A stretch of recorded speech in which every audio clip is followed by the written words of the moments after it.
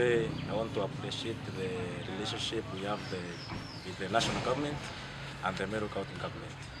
I want to sincerely thank the PS for much of the facilities we have received as Meru County from the national government, and most importantly that today we have arrived at the session whereby you have seen the facilities which are in this technical training institute, the facilities which are in these developed institutions should be shared with the upcoming institutions, such that both in capacity building, both in technical skills, and we have seen that all the technical teachers or instructors in both the sectors should cooperate together and build the talents and the students within our community. We are very happy, and we are saying that as Meru County government will continue partnering together with these institutions which are national and the ones which are started. And we want to appreciate our MCAs so much, because last times we regulated our bursaries, and I'm glad to hear that they are supporting both the national institutions and also our county institutions. Thank you. Mine today is to appreciate and to thank the PS for coming, for getting all of the opportunity, getting time to come and visit our institution, being the youngest within the region, and for him to have committed himself and the whole team to come and visit us. We really appreciate Dr. Hari for what you have done. For us as the community, we can promise that we are going to support the institution to attain its full growth. I have talked to the people with potential so that they can come and put up hostels within the vicinity of the institution. I've actually yesterday I sent some people here. They came, they are looking for where they can even get some quick portions of land, plots, and some told me they already have plots already here in the market. They are going to start constructing that one. So about the talking of lack of accommodation should not be a factor within a year's time. We shall not be having that one. The other thing which I'm going to request the community is that now the people have heard vile hii institution iko na machini zile mzuri zaidi kuliko zingine. Ukitaka kuona kama hizi ni Chuka ziko ama Nyeri. Sasa hapa wale watoto wetu wale watafunzwa, yale watafunzwa hapa ni watapata elimu ile itaweza kuwasaidia wawe internationally qualified.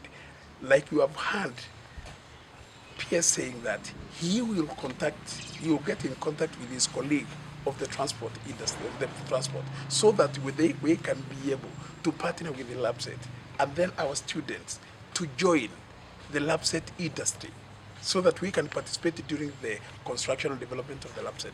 We really appreciate the PS for taking that challenge, so that our students, when they come out of here, they don't go like other students where they finish and they don't have any place to be employed.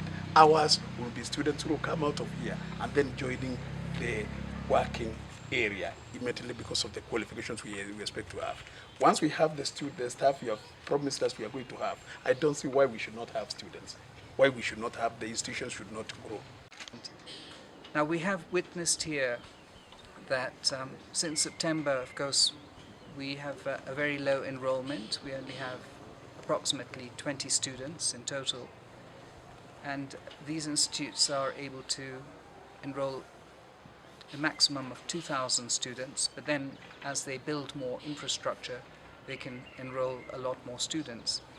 What needs to clearly happen here is that, in view of the fact that such an institution has never existed here before, and the closest institution like this is probably Nyeri or in Meru, it's absolutely important that all society understand and appreciate the kind of investment government has put in this institution.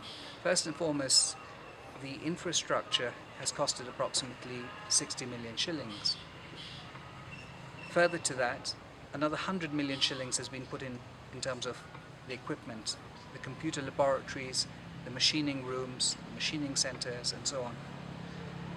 So this kind of awareness is absolutely critical, so that stakeholders, both the parents as well as the leadership in this area, play a significant role in providing career guidance to young women and men. And indeed, if they get more skilled, they're able to then effectively transition into greater livelihoods and the possibility for them to work anywhere in the country with dignity, or even abroad. The important message that I'd like to provide to all the stakeholders here is that they need to play a considerable role and a duty to ensure that all our youth within this area appreciate the importance of this investment in their career, in their professional lives, and that indeed the more they train, the more they earn, and the more they're able to be involved in such activities, the greater the value they could provide to their constituency, to their families, and to the country at large. There are issues, of course, that I need to resolve when I get back to Nairobi. Those include increasing the number of trainers. We are in the process of hiring 3,000 trainers within the Kenyan TTI and TBC systems. Further to that, in this year, we hope to increase this hiring to a further 4,000 trainers.